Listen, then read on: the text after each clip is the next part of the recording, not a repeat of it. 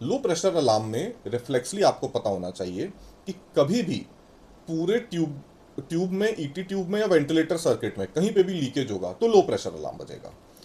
तो सबसे कॉमन होता है डिसकनेक्शन इन वेंटिलेटर सर्किट,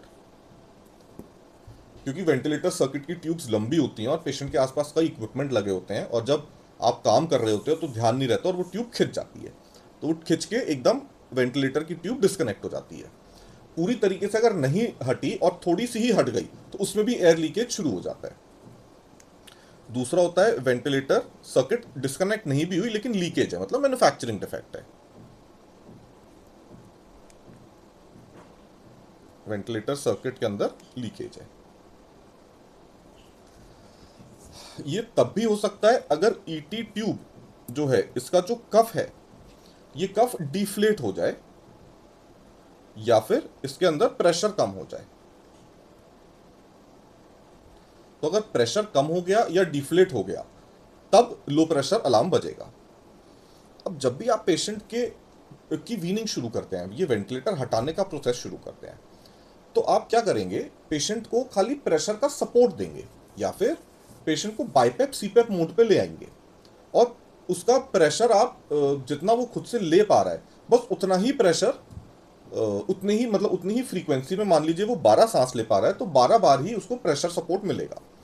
अब मान लीजिए कि पेशेंट 12 सांस नहीं ले पा रहा, खाली 6 सांस ले पा रहा है और वो भी कम प्रेशर पे ले पा रहा है, बहुत नहीं ले पा रहा, मशीन की ज़रूरत पड़ रही है। तो जब पेशेंट खुद से सांस लेना छोड़ देता है या फिर कम सांस लेता है, उसकी स्पॉन्टेनियस ब्रीदिंग जब स्टॉप हो जाती है तब भी लो प्रेशर अलार्म बजता है। वो लो नहीं, वो जीरो प्रेशर होता है, मशीन में लो प्रेशर लेके आता है। तो जब स्पॉन्टेनियस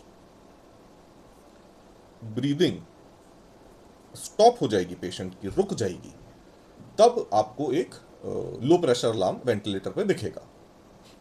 इस पूरी वीडियो का मेन ऑब्जेक्टिव था इस बात पे एम्फेसाइज करना कि कभी भी लो प्रेशर या हाई प्रेशर अलार्म को इग्नोर नहीं करना है। इन प्रेशर अलार्म्स को कभी भी साइलेंट नहीं किया जाता, या फिर अलार्म बज रहा है तो उसको इग्नोर नहीं किया जाता। हमेशा वेंटिलेटर की सेटिंग्स ऐसी करके रखें कि पेशेंट का अलार्म ना बजे। सही सेटिंग्स रखनी चाहिए और अलार्म साइलेंट नहीं करना चाहिए। और साइलेंट अगर अलार्म कभी बज रहा है, हमेशा जाके देखना चाहिए कि ये अलार्म क्यों बज रहा है। पहले पेशेंट को असेस करना चाहिए कि ये कॉन्शियस तो नहीं हो गया, खांस तो नहीं रहा, फाइट तो नहीं कर रहा, या पेशेंट ब्लू तो नहीं हो रहा। फिर उसका सैचुरेशन देखना चाहिए और फिर वेंटिलेटर की सेटिंग्स छेड़नी चाहिए।